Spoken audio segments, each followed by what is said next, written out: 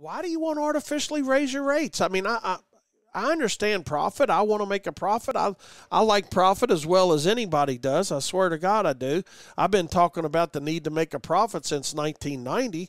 Now there's a lot of people out there that talk about it now too. But I've been preaching that message since 1990, that we got to understand what our costs are if we want to make a profit. So yeah, it's important, but it's not always about raising your pricing. If you understand what your costs are and you understand what you want your margin to be, then there's no need to raise your price. It's not always, well, I'll just raise my price, I'll eliminate some of the herd, and I'll do less work and make more money. You're going to hear me say that same mindset about understanding your cost, right?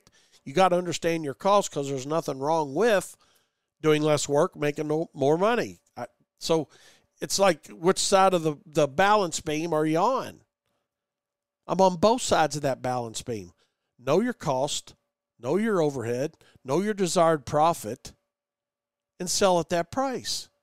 And know that the market that you're going after, even within that lane you're in, you may or may not, in my case, I'll speak to me specifically, because I don't want to feel like Judge Judy's going to scrutinize me and don't tell me what somebody else is thinking.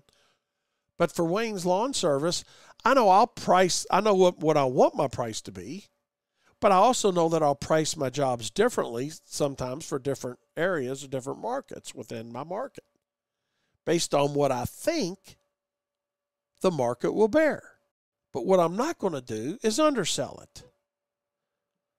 So my whole point to this is, it's not always about having to raise your pricing.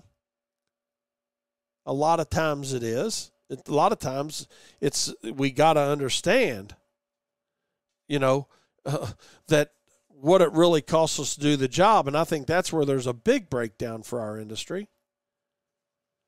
But at the other side of the spectrum, I had a good buddy of mine that used to always say, pigs get fed and hogs get slaughtered.